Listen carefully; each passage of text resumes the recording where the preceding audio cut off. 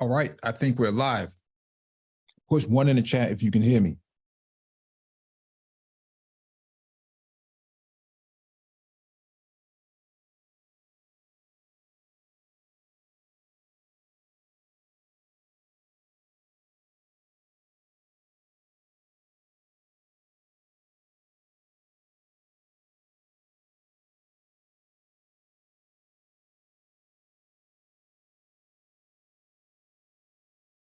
All right, got a confirmation from the chat. Thank you for the confirmation. Welcome back to the Black Brain Trust. This is episode 803, Space and Technology. Please hit the like button as you come in, share the video if possible, and hit that notification bell so you get all the updates from the Black Brain Trust.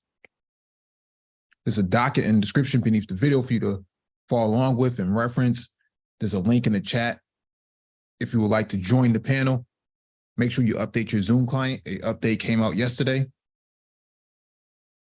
so make sure you do that before ever joining.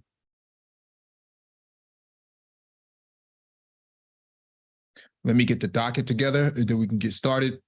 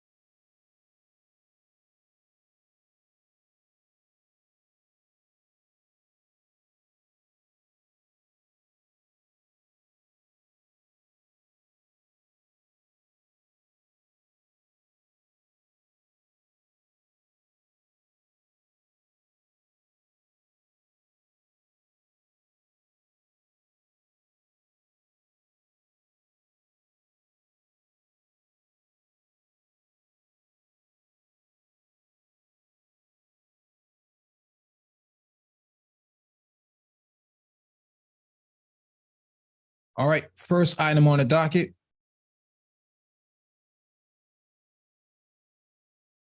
This one is from gjsentinel.com. E-scooters being used more than expected, officials say. This is right up Complex Designs alley. Grand Junction's experiment with e-scooter companies is off to a largely positive start, according to city officials. The city started a pilot program featuring 2 e-scooter companies, Bird and Lime, in May. Grand Junction Community Development Director Tamara Allen said both Bird and Lime are reporting significantly higher usage than expected. Quote, "We're thrilled about what we're seeing right now," Lime spokesperson Jacob Tujagerak, I won't pronounce his last name, I'm gonna butcher it, said. Jacob said the company has seen nearly 15,000 rides so far, around 7,000 unique riders. From the utilization, there are a lot of folks who are intrigued by it and interested by it. City manager Greg Caton said. A lot of the usage has been concentrated in the downtown area, Allen said, and also along the Horizon Drive corridor. Also, Allen said, so far, people are taking longer trips, up to 3 miles on the scooters than they typically do in other markets, which is a good sign because that could mean they are taking the place of car trips. E-scooters have been touted as a possible option to fill the gap in transportation options between walking and driving. Not everyone has been enthused about the project, however. Quote, "It certainly hasn't come without stresses as well," Allen said. "We've certainly heard from some members of the community that they are not interested in seeing them here. It compromises some of the acquaintance of the downtown, seeing the scooters. So we continue to try to manage those responses and also try to work with the vendors. A few things are being explored, Alan said, including adding additional parking stalls in areas where scooters are being consistently placed. Quote, it's fine that we catch concerns or feedback as our regulatory role, but these are private businesses. And so I think it's within our scope and responsibility to allow this within our community and at least give it a test before we pick a permanent path, Caton said. The scooters are managed by on the ground teams employed by Lyman Bird.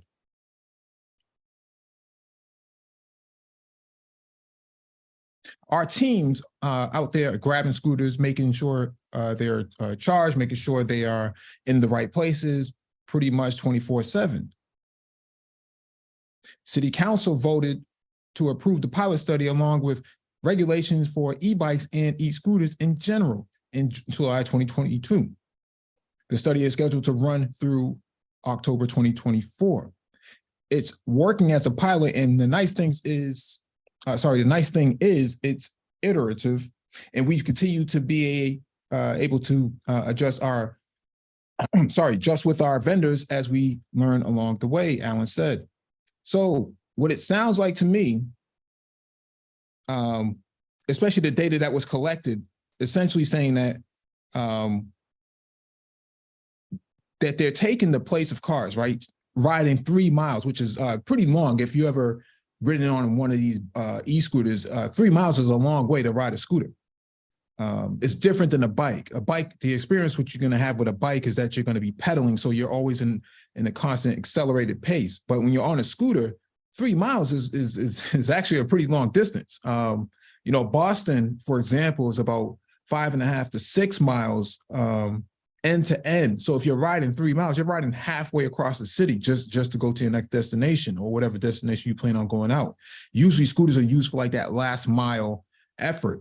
And so to hear that people are using it as, you know, up to 3 miles, and people are talking about using it as an additional utility vehicle, as personal transportation. And so this is really interesting. I'd be interested in hearing what Complex Design has to say about this. I think that a lot of people are not really understanding where we are economically in society right now, at least Western society. Car prices have gone up. You know, Uber rides are getting a lot more expensive. You know, for me to get to work the other day, I think it cost me like $37 in the morning. Typically, that's usually like a $7 to $10 ride. We're seeing, you know, just inflation all over the place. And I think that you're going to start seeing people just really just add scooters, e-scooters, and other micromobility vehicles to their, you know, to their inventory in terms of technology accessories. You know, before you would have had like an iPod, you know, for your music, or, you know, maybe a tablet for watching Netflix. Now you got people just like, I might need that scooter, you know. I can't afford a car payment or a car note for that matter, and I can't afford to rent a zip car. You know, getting on a scooter for about $5 or $6, man, might make a lot more sense, you know, right about now. So, yeah, I mean, like Grand Junction, like other than the downtown area, everything is way farther way out. So you're talking about like a 3 mile area where kind of everything is. And people had a lot of apprehension because nobody wanted them things on their property because there's not a lot of parking down there. Like at all, period. But now people are saying that they can park their car in one area of downtown and just scooter over to the rest of downtown and other surrounding areas. And they like it. Like they were apprehensive when it first came out because it was new technology. They didn't know what was going to go on. But once they actually used it, I'm telling you, man, like, bro, like you can do micromobility in like damn near every city in Mississippi. You know, you don't have to go but 2 or 3 miles. Things that get charged up, you know, wireless charging.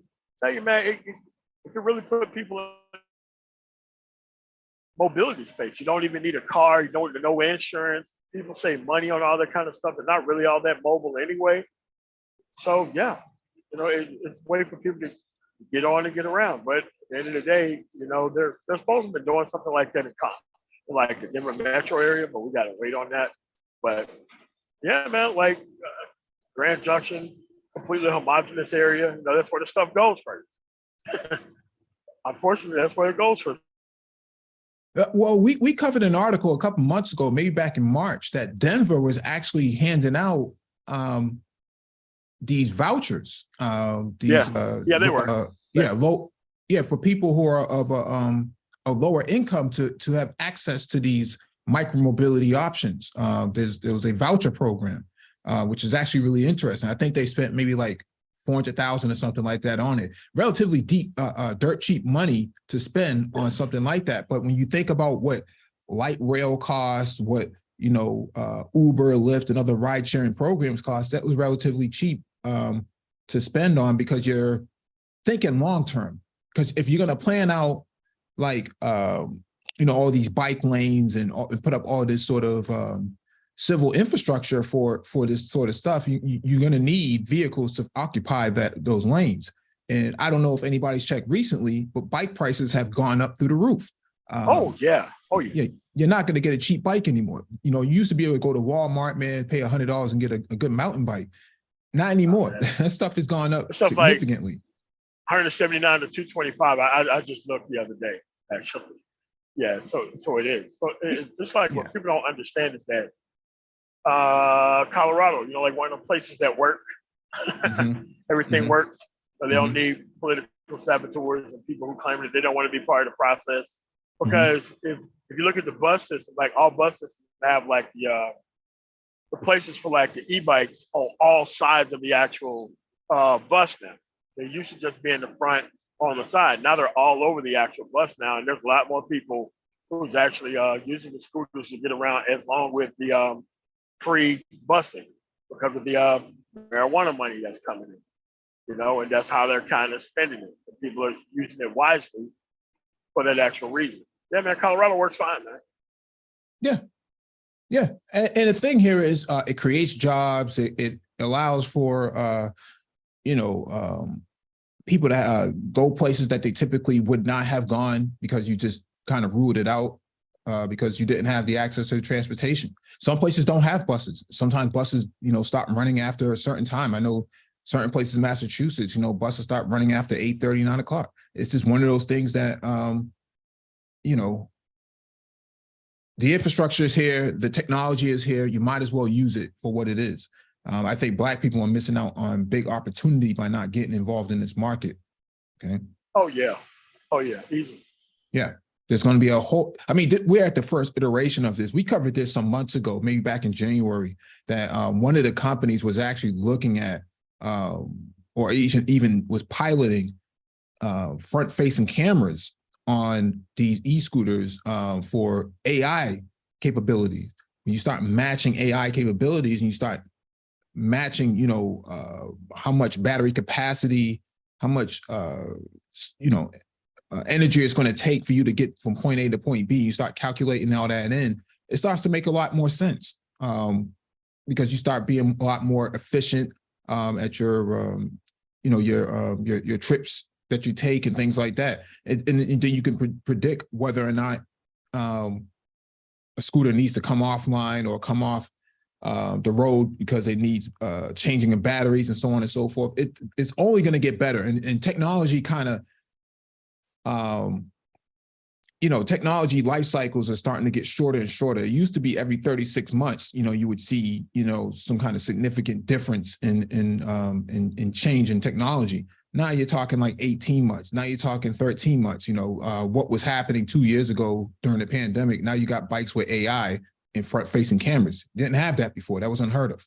And so we're just seeing radical difference in architecture and development. So we move on to the next item on the docket.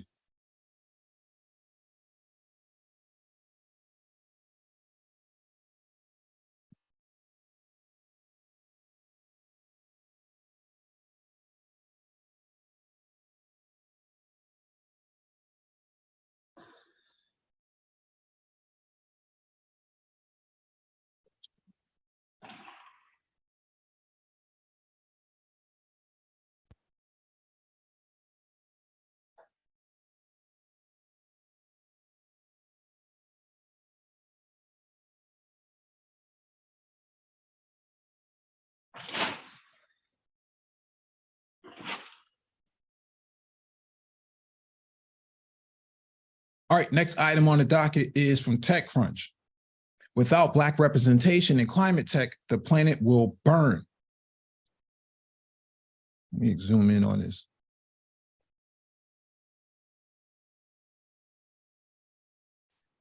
Historically, the Black community in the US has been disproportionately affected by the effects of climate change. Relegated for decades to a vulnerable economic and social class, the community is nearly always at the risk of facing the brunt of natural disasters, no matter where they occur. The issue has inspired many Black founders and investors to enter the climate space, given that the conversation of today's current crisis is led by white people and is hence missing some key perspectives. Quote, it's crucial we see more Black investors and creators tackling climate change because the battle against the existential crisis demands everyone's intellectual prowess, personal character, and uniquely lived experience. Stoney Blue, managing partner at early stage venture firm Third Spear, told TechCrunch Plus. When Black individuals are given the space and autonomy to expand their ambitions beyond societal survival, the potential for innovation is immense. The Black climate tech community is growing, according to investors and founders TechCrunch Plus spoke to. But while funding and underrepresented founders in this space is dismal, it represents the sheer potential that remains. Last year, US-based Black climate tech founders received only 1% of all capital invested in climate tech startups, according to Crunchbase. That's $214 million out of the $21.5 billion in the market. In the first quarter of this year, it was even lower. Such founders raised $24 million of the $3.4 billion allocated, or only 0.7%. We're not talking about super chat money or cash app money, folks. We're talking about billions of dollars here. While striking, these investment levels are quite close to what Black founders have raised overall. Last year, Black founders raised 1% of all venture funding. In last quarter, they raised 0.69%. That stubbornly low figure is almost certainly not representative of Black participation in climate tech, even though the actual number of Black people involved in the space is unknown. The lack of funding and dearth of DEI data suggests that the venture community writ large is overlooking a vast amount of untapped potential. Quote, the planet will burn if we don't maximize the talent and genius embedded in the entire human race. Donnell Baird, founder and CEO of Block Power, said. We covered Donnell and his Block Power solution about a year and a half ago. The early innings for Black climate tech. According to Blue, a growing number of Black venture capitalists are starting to take an interest in climate tech. Many hail from the energy, mobility, or infrastructure sectors as they intersect with the need for climate action. On the other hand, those building the tech often have to work with material science, hard technology, or industrial processes. And due to the time and complexity involved, they often choose against venture funding. However, that doesn't mean there isn't economic opportunity in backing those who do. Anthony Oni, a managing partner at Energy Impact Partners, noted that this sector would eventually become the largest economic and wealth building opportunity in this lifetime. And the startup ecosystem can't afford to ignore ideas, no matter their origin. Quote, I firmly believe the world will not have a comprehensive solution for climate change unless more diverse investors and entrepreneurs are part of the equation. We must include the unique cultural and social lens of diverse lived experiences in solving climate issues, he said. Efforts to drive activity in the climate tech space have been somewhat fruitful, even though there are a few programs out there preparing Black people to enter the climate tech space.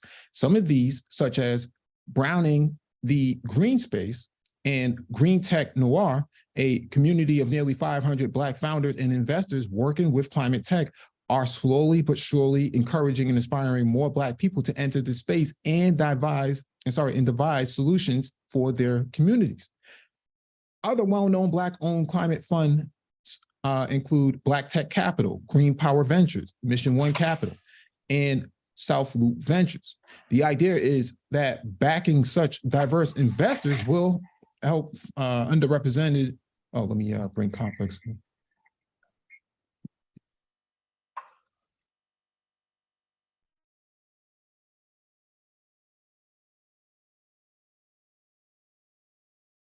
Underrepresented founders, some venture-backed Black climate companies include Olacon Minerals, Lime Loop, and Mars Material. What's going on here?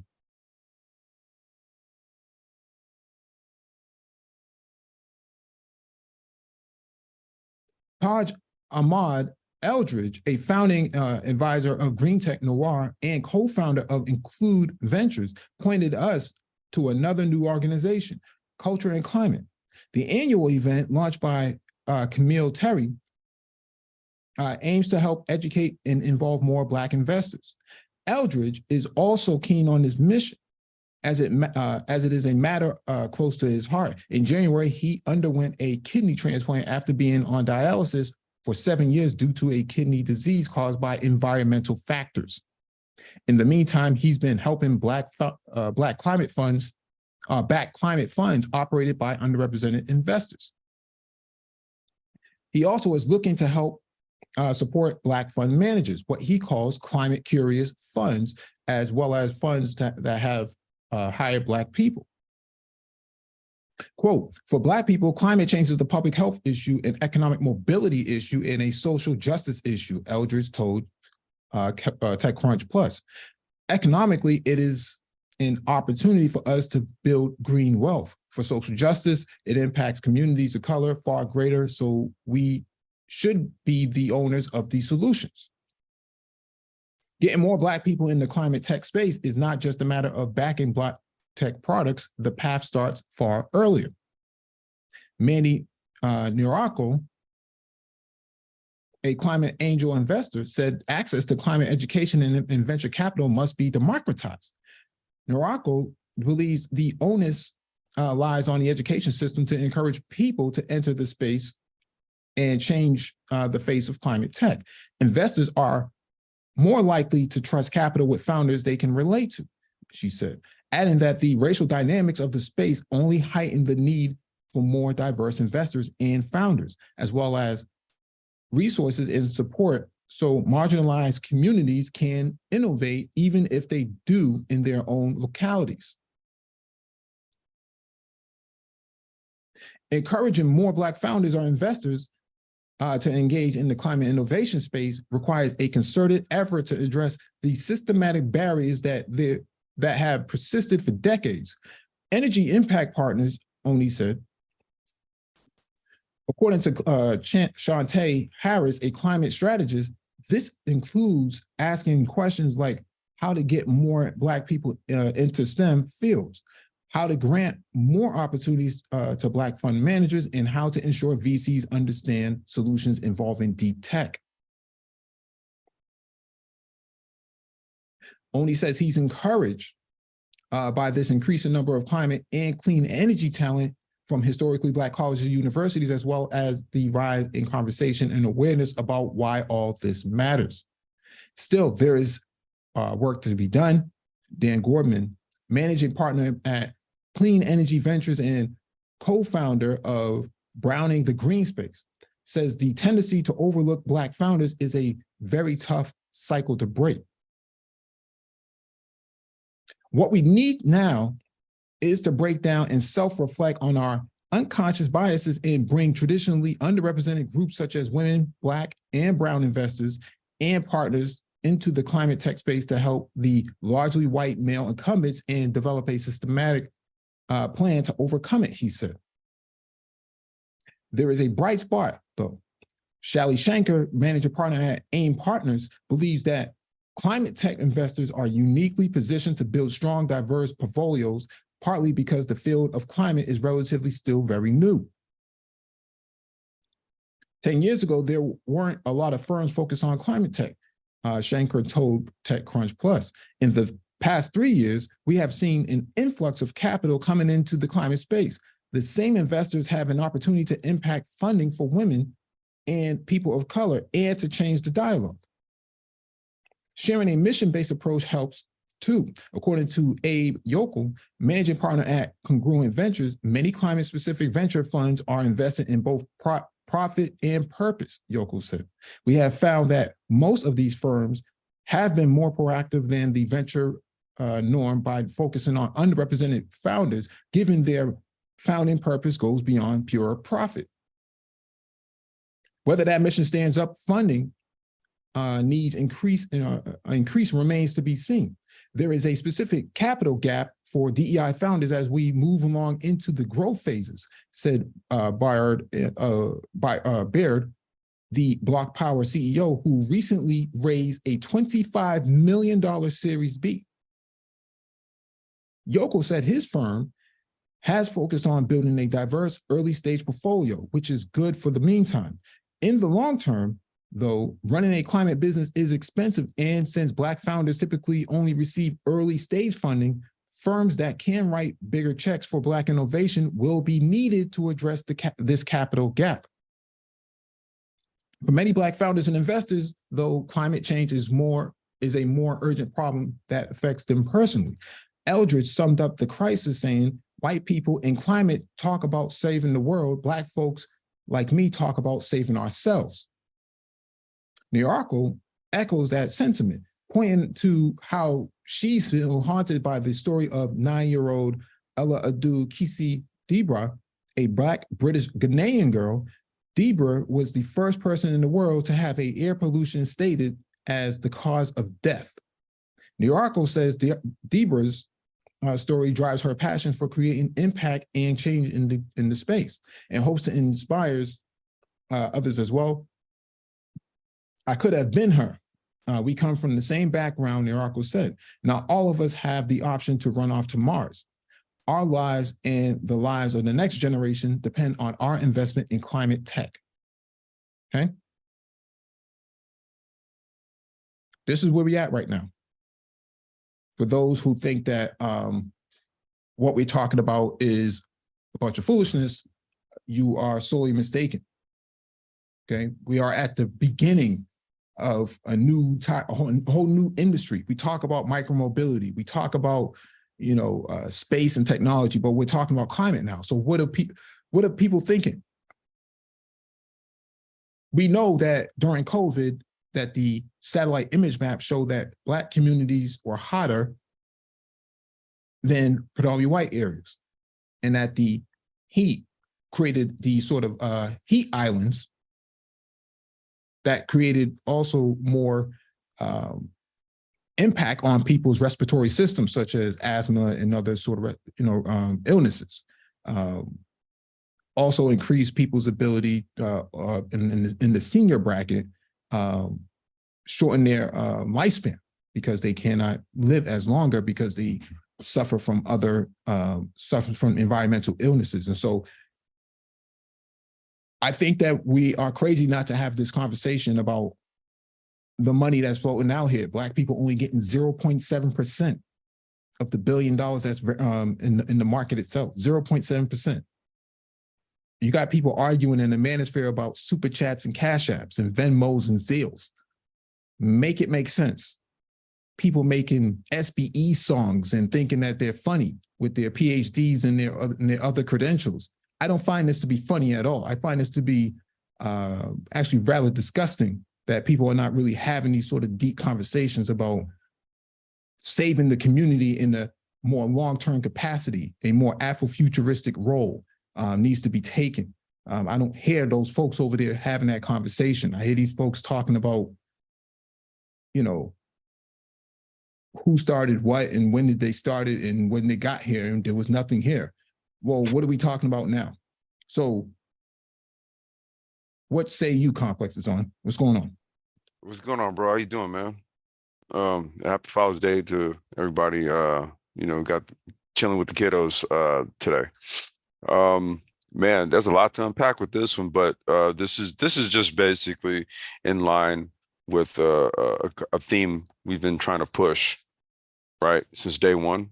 And it's just like, as more and more data comes out, you said it's point, what was it, 0.07%?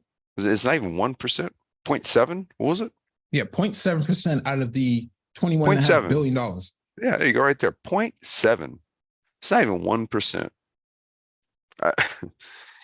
Listen, I guess, if there's not active startups and companies, right, to solicit that funding, I guess only 0.7% of that funding would be allocated then, huh?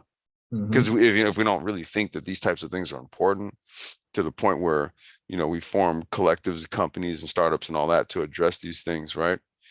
Then, if you don't have that, then you don't have that money flowing, that capital flowing your way.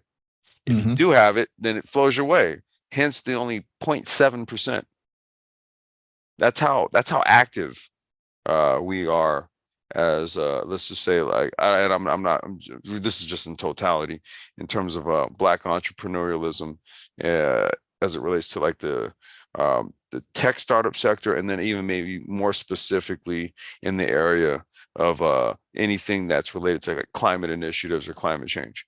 Like what I do is micromobility, right? Everybody knows that. You should know that by now, right? So that addresses the transportation issues, the lack thereof, affordability, right? That's what I'm tossing my hat in, right? I'm tossing that micromobility hat in here, but that's not going to solicit, more than 0.7%, right? There needs to be a collective effort to address these things, and it has to be people that are vested in their own communities to do this shit. And that's going to bring the money there. Absolutely. Yeah, Black people only getting 1% of the, capital raised in climate tech. 1%. And you got people in the manosphere arguing over super chats, arguing over Cash Apps and Venmos and Zills. And, it's just like, we're talking about billions of dollars on the table, and you're telling me you're worried about $5. 214 million out of 21.5 billion. We're talking billions, man. What a B. These guys in here talking about $5 and $10. Doing the work. Yeah, and we're talking, these people are trying to save the planet. These guys are just trying to save themselves. I mean, you know what, dude? Like, we don't even have to make it like a save the planet thing, dude. Like, we talked about this in the guerrilla farming live stream. This is something where it addresses immediate needs and issues, right? All that solution shit, all that solutions talk we always hear about, right? It starts with this right here. It starts with fundamentally doing things, in accordance with the changes in the environment. Yeah. Right. So that's kind of where all of this type of stuff starts. Like the first thing that I think out of all of this is food deserts.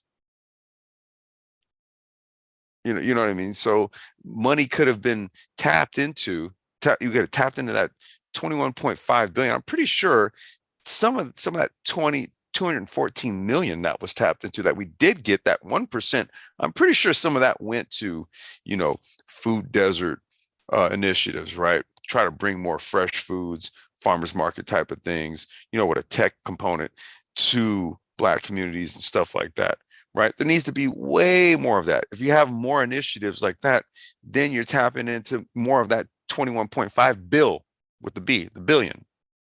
Well, this is more about how do you do things like carbon capture, right? Yeah. These are the sort of things that you if you're talking about building, ways of capturing water from the air, right? Those sort of solutions. Those are the sort of things that are getting funded. But if you don't have people at the table that look like us having these sort of deep conversations, nothing's going to really move in that matter. And so I think we need to start thinking about creating new ecosystem that revolves around us, because the current ecosystem isn't working according to this chart right here. It just doesn't work. Okay.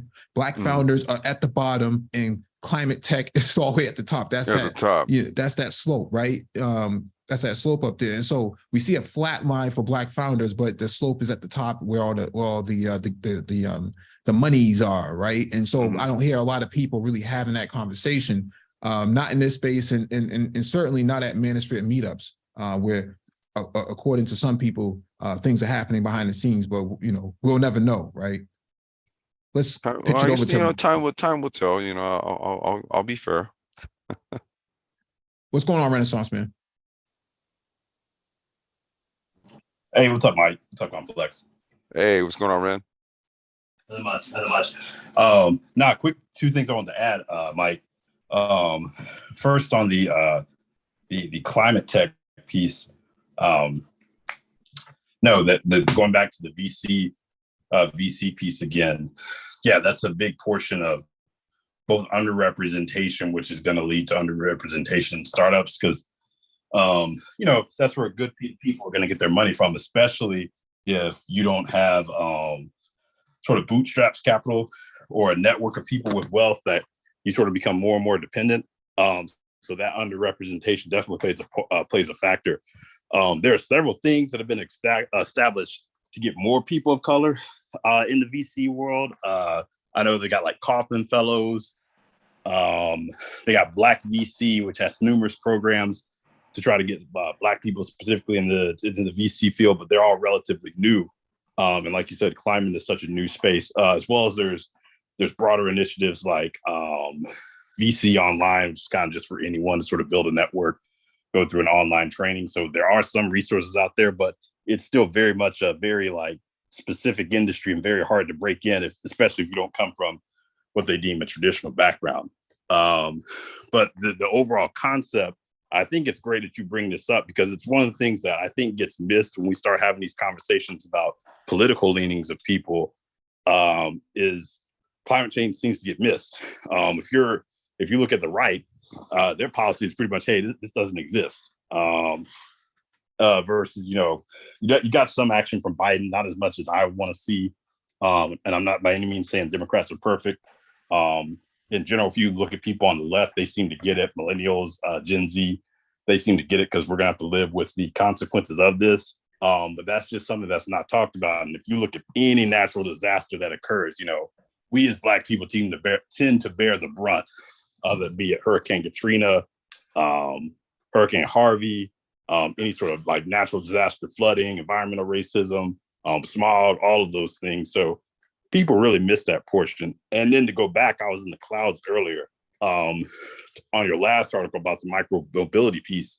I was just going to point out, I actually have a coworker. He actually has one of those scooters that he rides pretty much everywhere. He doesn't even have a car.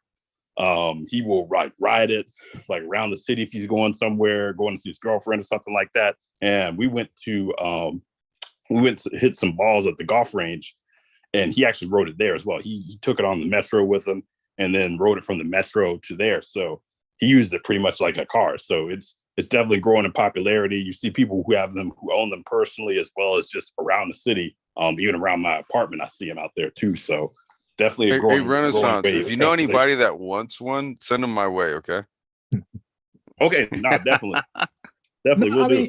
No, we got a new movie theater that just opened up here, and you see a lot of folks on like I saw a dude and his girlfriend on one e-scooter riding to the movie theater. Wait a minute, dude, they double dutched on one scooter? Yeah. That's a no-no, but okay. Yeah, they folded it up and just brought it upstairs into the movie theater. I think there's like a place where they can kind of dock it, where you can, put like your bags and belongings and stuff like that. And they just, it was just nothing to them. Why wait for a bus? Why pay for an Uber? Why pay for, Lyft or something like that? That's my thought. Yeah. Yeah. I know that they're looking at ordering the next line of Metro cars here in DC for the Metro system. And I was looking at the design, and they've actually redesigned the Metro cars with the seating, so they've accommodated more people who are bringing bikes, things like scooters onto the Metro. Because right now, it's not as easy to get them on. You can find a spot, but you're kind of in the handicap space just for the sheer size and space of it. So it's something people are definitely thinking about as they look at how transportation is going to work in the future. Oh, and new apartment complexes, at least here, are actually putting restrictions on the number of parking spaces. So they'll purposefully design a housing unit with fewer parking spaces than residents as a way to encourage people to use public transit or an alternative form of transportation outside of cars. So yeah, because the zoning laws are changing. They want to They've been accommodate doing that for more. 10 years in Denver. They've been Yeah. doing that for about 10 years. Yeah, because in order to fit more apartments, you need to decrease the amount of parking spaces that's going to be available. And so I think every parking space is like anywhere between like 180 to 200 square feet for a lot of places. And so, yeah, if you start closing down on parking space, you start to increase your capacity for living. And so that's what it's coming down to. They need to fit more people and less cars. But what we're also starting to see here is that a lot of your new apartment complexes and condos and whatnot are offering micromobility solutions. You're starting to see a lot more cargo bikes and e-scooters and stuff like that. And so that's where it's coming in. And, you know, it's Mike, just that's bundled literally into what we package. do here. That's literally what we do here, man. I Mhm. dock them at like apartment, like rental complexes, townhomes, like townhome developments, condo developments, senior, even surprisingly enough, the senior complex developments and stuff like that. Yeah, they love that shit. They know if they can pull up the phone, the app on their phone. Oh, yeah, there's a scooter right outside, and then they just take it, go where they're gonna go, and they come right back, and they just put it right back there. It's one of the best things, right? It's like you can always kind of dock out in the streets and randomly if you like, but truth be told, one way to actually really work with this is to actually dock or try to work directly with like apartment buildings, hotels, places like that, where people will take them and come back. So, you know, that's just kind of like a docking strategy when it comes to placing your vehicles out in the field. All right, next item on the docket is from Tallahassee.com. FAMU alumnus who's already in Guinness World Records book earns high engineering honor. Let's zoom in on this. Florida A&M University alumnus Asigan Henry, a contributor to the let me mute MOT.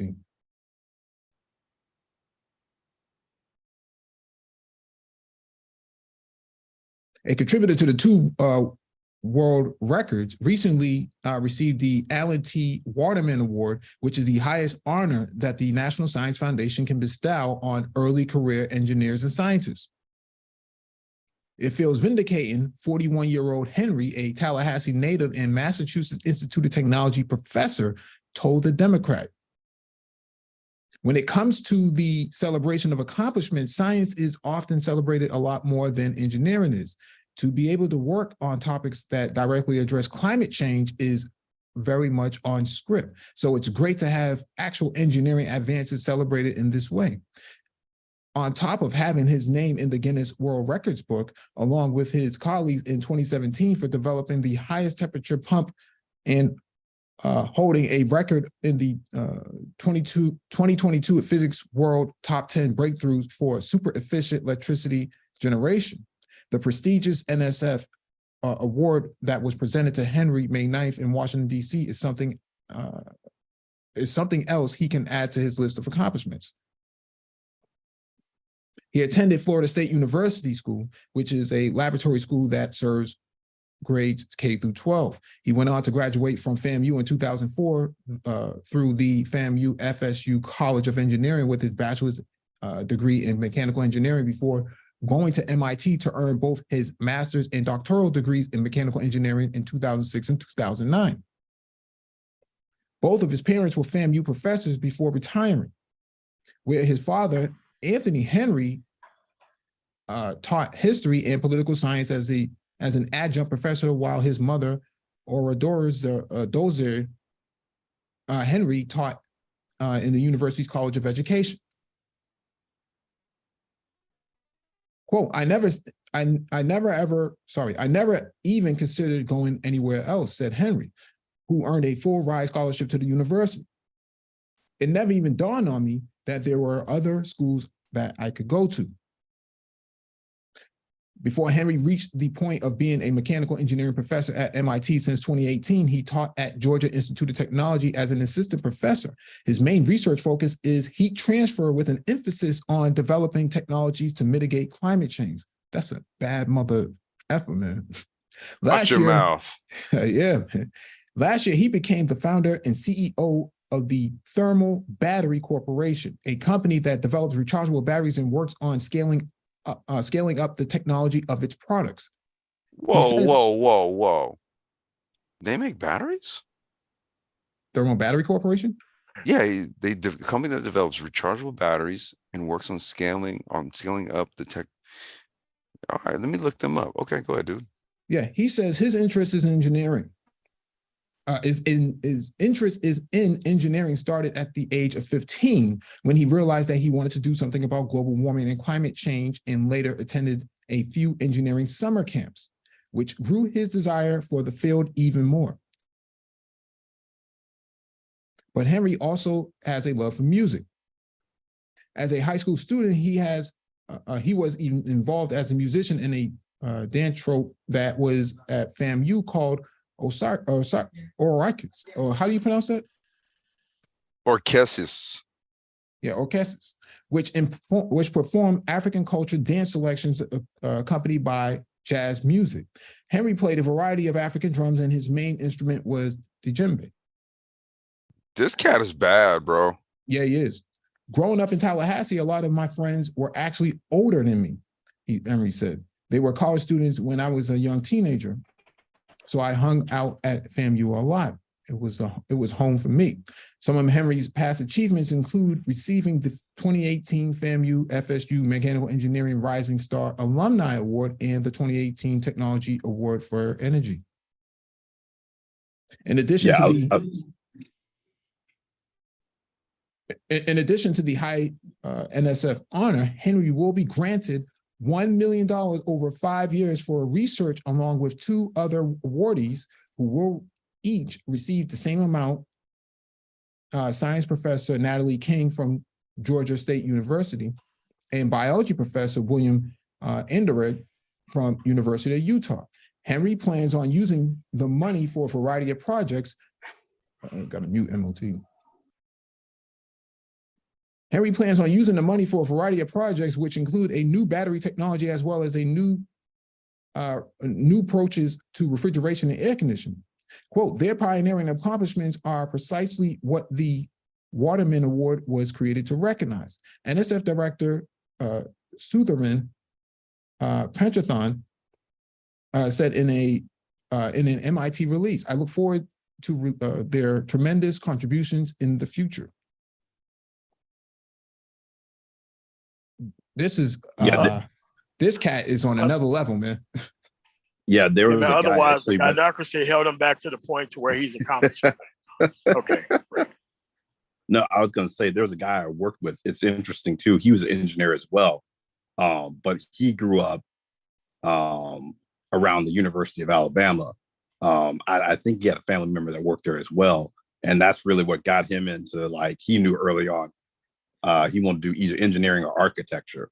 And he actually got a full ride going to another university. Otherwise, he said he would have gone to Alabama. But that early exposure to tech, like you said, being 15, being on the campus and just being in that environment, that makes all the difference. And, confidence to go do something, be aware of it, all of those things. So salute to him. He looks like he's already done great things. Looks like he's got an even brighter future. So. Definitely, man. A lot of how he came up is how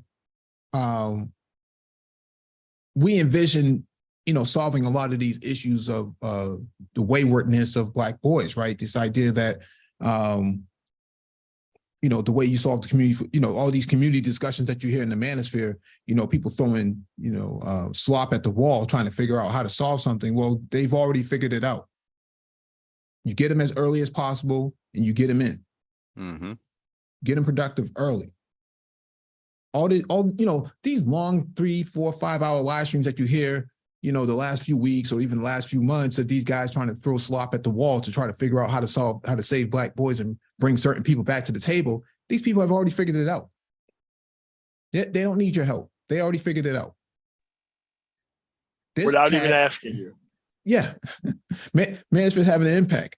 Yeah. Not anywhere where this guy is, man. This cat is on another level. Okay. Yeah, I was gonna say level. it's like an asteroid impact that happens way else off course than where all the action is, right? Because I mean, like I'm saying, like I gotta look his company up. You guys developing batteries. Yeah. And yeah, and he's done more in his 41 years than some of these other guys that have done as self-taught chemists. I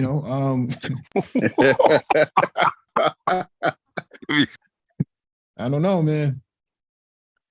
I think that we just need more of these sort of programs in place. I'm talking about every Black neighborhood. I mean, we talked about this numerous amount of times, but you need more of these STEM labs. You need more of these type of guys to be visible. You need more money poured into it. Every city should have this. I'll buy batteries from him, Mike, straight up. I will buy batteries from him, dude. Well, he might be selling batteries to NASA. He could be selling it to Tesla. He could be selling it to, Hey, if he's got batteries for micromobility, bro, I'm a holler, man. Let's go. I mean, he's a part of that new decoupling from China, right? Yes. He's becoming a domestic, curator of the technologies that's going to be necessary for America to move forward. Yeah, and he's going to be even more valuable because the thing with China too is you have to remember how many Chinese students are actually in American universities like him in labs and stuff. And, people are concerned about, people taking the technology back with them to China or sharing. So at some point, if things keep ratcheting up, I'm sure there's going to be even more of a crackdown on people in the university system, which is going to make him even more valuable.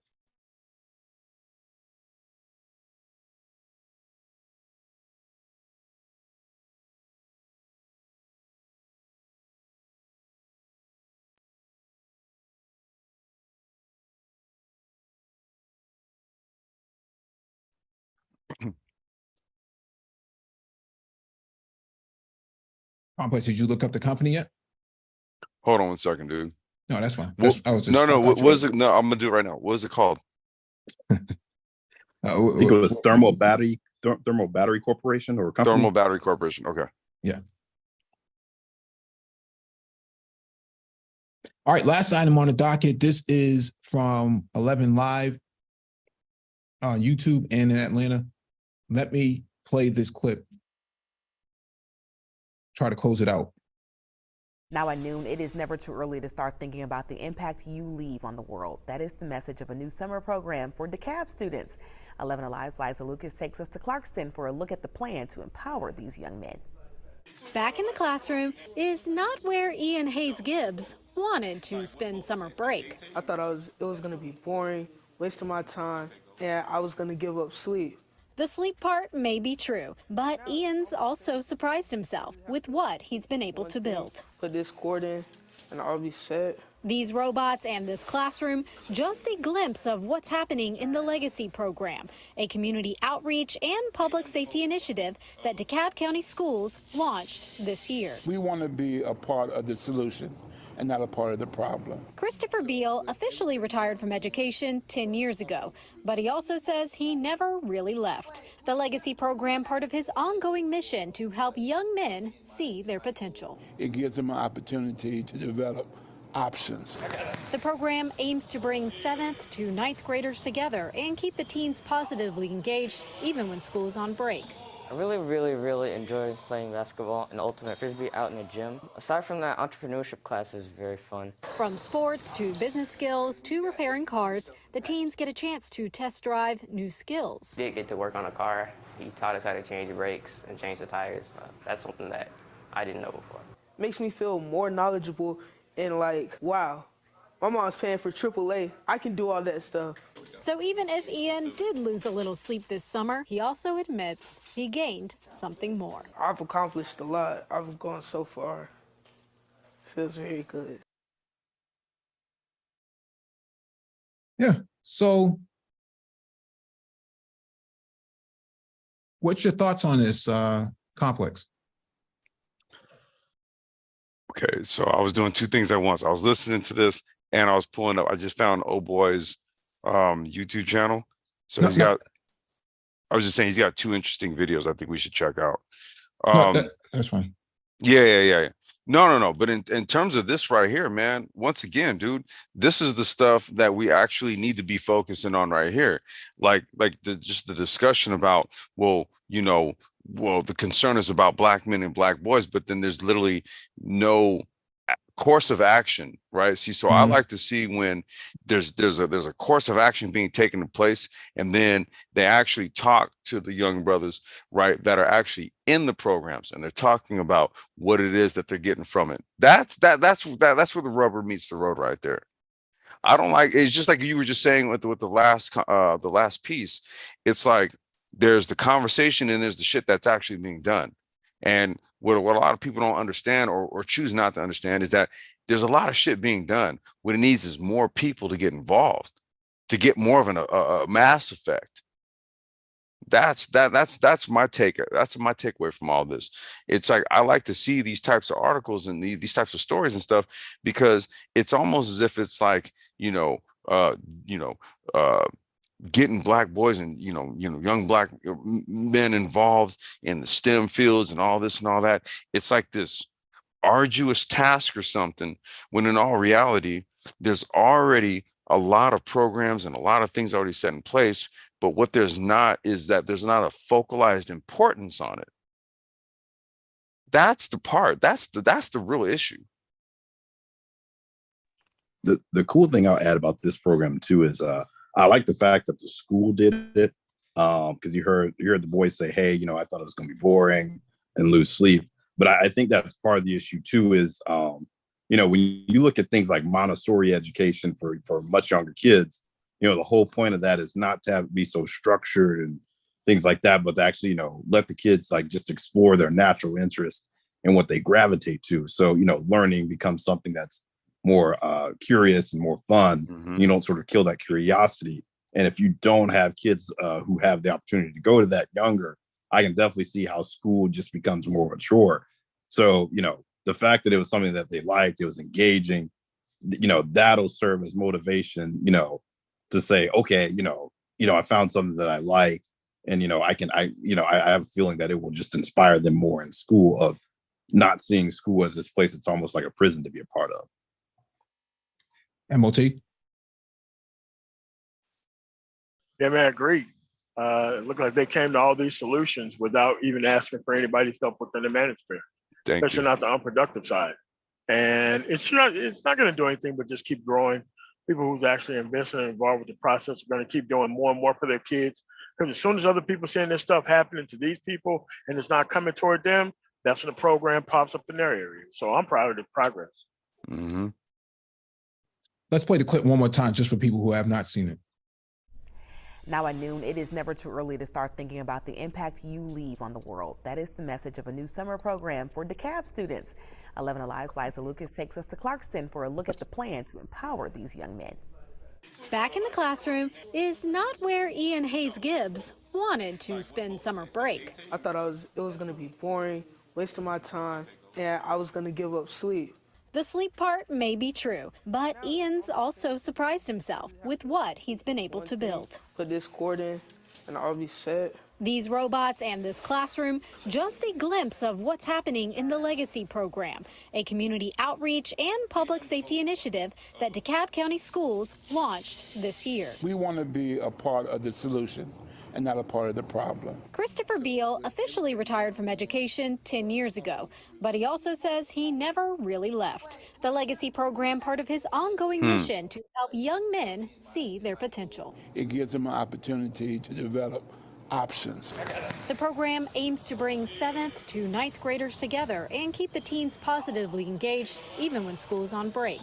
I really enjoy playing basketball and ultimate frisbee out in the gym. Aside from that, entrepreneurship class is very fun. From sports to business skills to repairing cars, the teens get a chance to test drive new skills. We did get to work on a car. He taught us how to change the brakes and change the tires.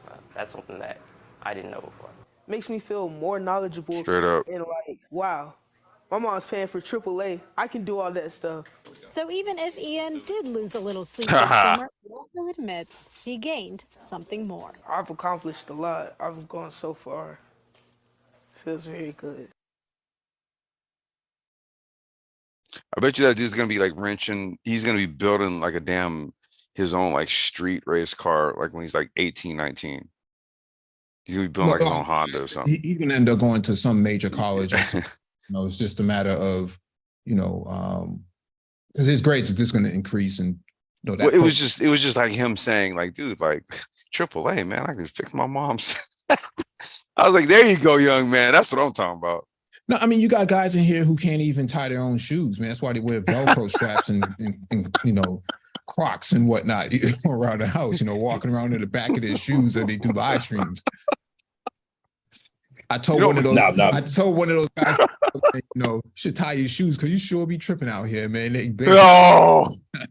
blocked me. Delete my comment. Get out of here, you troll. What were you gonna say, Aaron Sauce, man? I was just gonna say that in that last clip, I know we're laughing, but you clearly you can clearly see it's boosted his confidence. The fact that says, you see, hey, I've learned this now, I can actually go and impact it. And you see, because I even when I was younger in school, thing that was always kind of frustrating for me was school kind of always seemed very very abstract. So the fact that he's seeing, hey, I'm doing all this stuff, I'm like, oh, my mom's paying for AAA. I can go and do that myself. It's confidence, it's seeing it sticking. So all around, just a positive story. Yeah. Hey, Mike, I also put the link to the Battery Corporation, that video that explains their technology. I just put the explainer link in that chat. Yeah, I got it right here. Let me play the clip of this. Thermal Battery Corporation. We just covered it from this brother from FAMU. Thermal batteries work by first taking in electricity from any source, such as solar or wind, and converting it to extremely high temperature heat using heating elements above 2000 degrees Celsius. Energy is stored as heat above 2000 degrees Celsius in inexpensive graphite blocks. When electricity is needed, the heat is transferred to the power block, which converts some of the light emitted by the glowing white-hot infrastructure back to electricity using thermophotovoltaics, otherwise known as TPV. TPV works just like solar cells, except that these cells are specially designed for the thermal battery heat source, analogous to putting the sun in a box. The cost of thermal batteries is estimated to be between $10 and $20 per kilowatt hour, and less than 50 cents per watt, with a round-trip efficiency of 50%. Thermal batteries represent a much cheaper solution to the grid storage problem than any technology that is commercially available.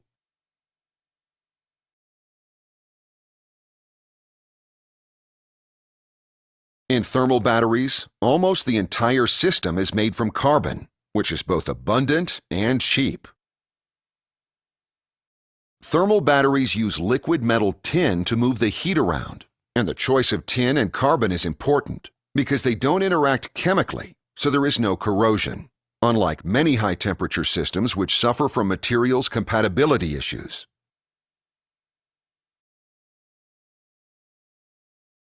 It is also important to note that the system is housed in a warehouse filled with inert gas that prevents oxygen from being able to oxidize the materials. During charging, the heating elements reach 2,500 degrees Celsius, which is equivalent to the temperature of incandescent light bulb filaments, or almost half the temperature of the sun. They convert electricity to heat and then transfer it to the piping carrying the liquid metal via thermal radiation. This causes the liquid metal to heat up from nominally about 1,900 to 2,400 degrees Celsius. The liquid metal then carries the energy over to the storage bank of inexpensive graphite blocks. The liquid metal flowing past the blocks causes the blocks to heat up, which in turn causes the metal to cool back down to 1,900 degrees Celsius, at which point it is routed back to the heater to be reheated. As the liquid metal circulates, it gradually heats up the entire bank of graphite storage blocks to the peak temperature of around 2,400 degrees Celsius, at which point the thermal battery is fully charged. The blocks are made from very inexpensive carbon and are well insulated from the surroundings using several layers of insulation. At the gigawatt-hour scale, the bank of storage blocks is large, about 1/4 the size of a football field, and is so massive it can hold the heat it's been charged with for over a month, losing about 1% of the heat stored each day. Another key part of the thermal battery is the pumps that move the liquid metal. Thermal batteries use centrifugal sump pumps made entirely out of carbon. Like the pumps used in concentrated solar power, the motor stays cold and turns a long shaft that protrudes through the insulation and spins an impeller that rests inside a reservoir of liquid metal. As the impeller turns, the liquid metal in between the vanes experiences a centrifugal force that increases its pressure. The liquid metal is then pushed from the high pressure near the vane tips through the battery's piping network, so it can return to the lowest pressure location, which is at the pump inlet.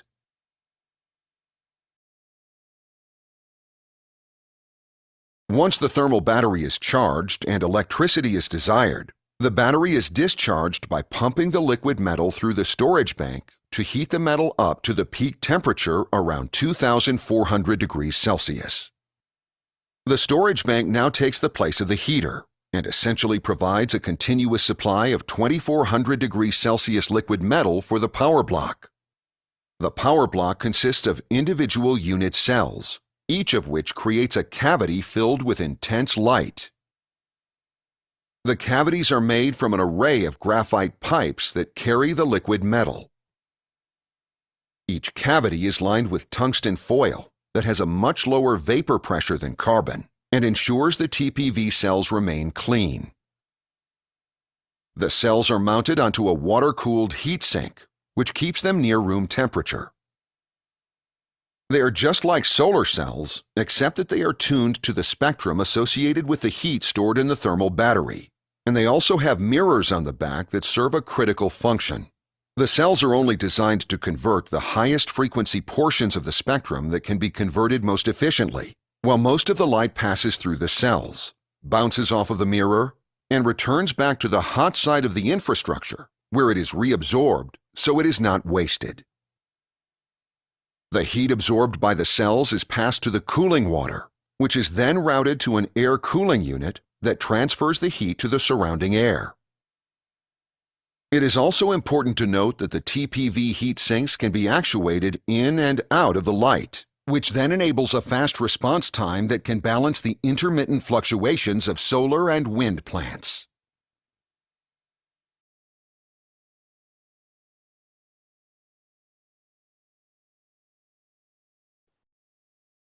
Yeah, this is on another level.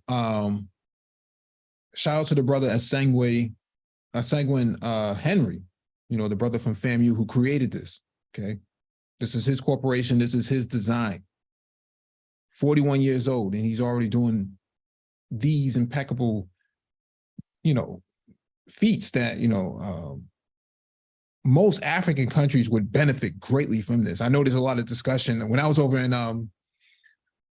in Rwanda, there was this sort of discussion happening of how they can actually benefit from this sort of technology because Rwanda is a landlocked country and they don't have access to offshore wind turbines, and they only have so much space where they can put solar panels up. And so they're thinking of ways of how to actually generate, geothermal power in a way and try to hold that capacity of energy that's going to be needed to store to power up everything within the state itself. And so there's a lot of opportunity for this, this sort of technology to take off. I'm surprised that, he only got $1 million because Elon Musk got $800 million for Tesla. I don't think people really realize the significant amount of public funding, government funding that Elon Musk gets, over somebody like this brother right here, and they're both on the same level in terms of intellectual capacity, if not, even more so with Brother Henry, because, he's playing at a deficit, whereas Elon Musk, he has to play with the advantage of the color of his skin. So these are the sort of challenges that, we're up against, when it comes to funding and it comes to innovation. We have to take this stuff really seriously.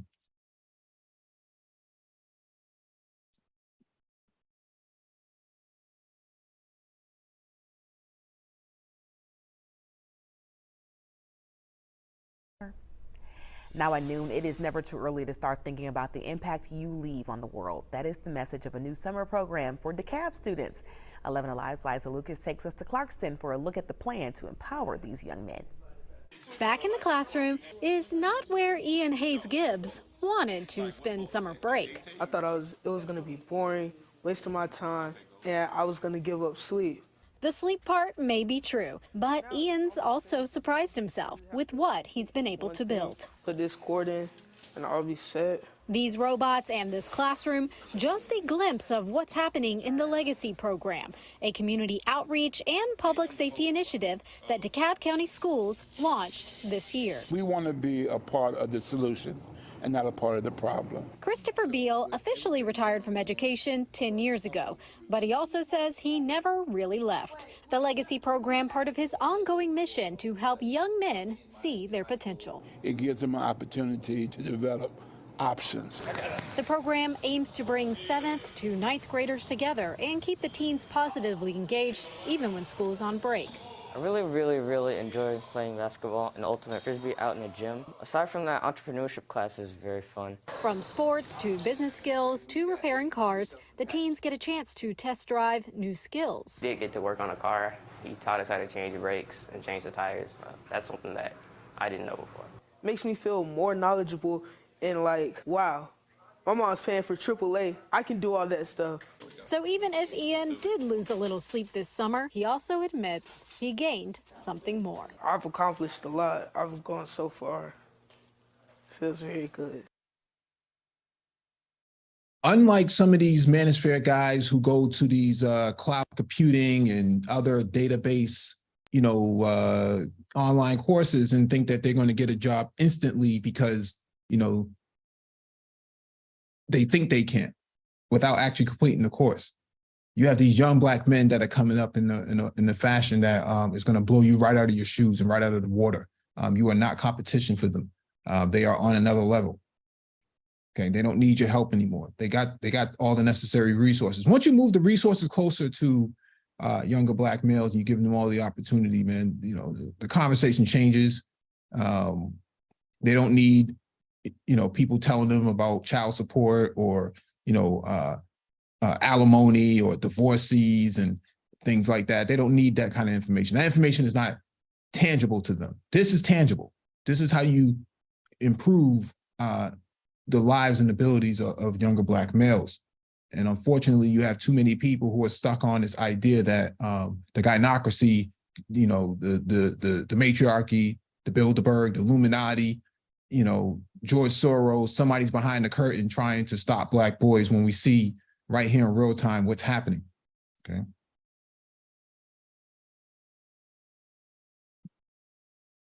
Once action is being taken, the conversation changes.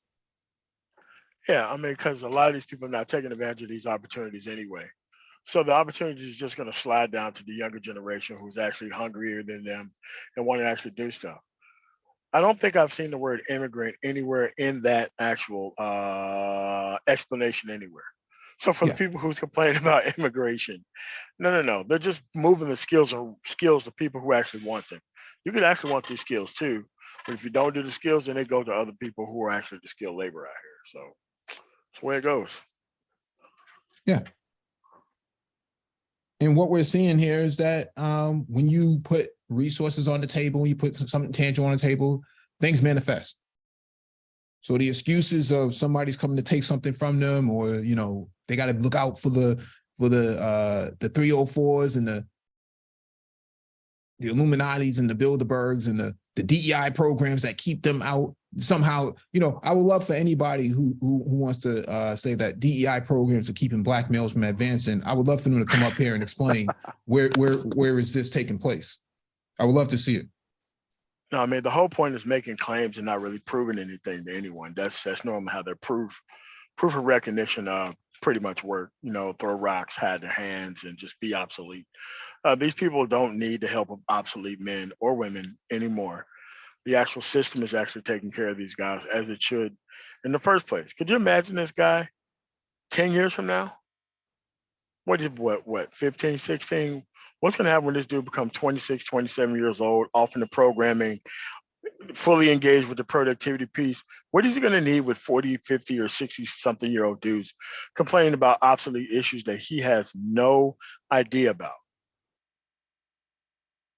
Yeah. No. And put resources on the table, Mike, and these slides are going to think women are going to come back to the table. That, you know. Like a dinner bell, man, you know, ding, ding, ding, ding, ding, you know. Yeah. Crew chow. So, but that's where we're going to leave it, man. Thank you all for joining us. Please hit the like button as you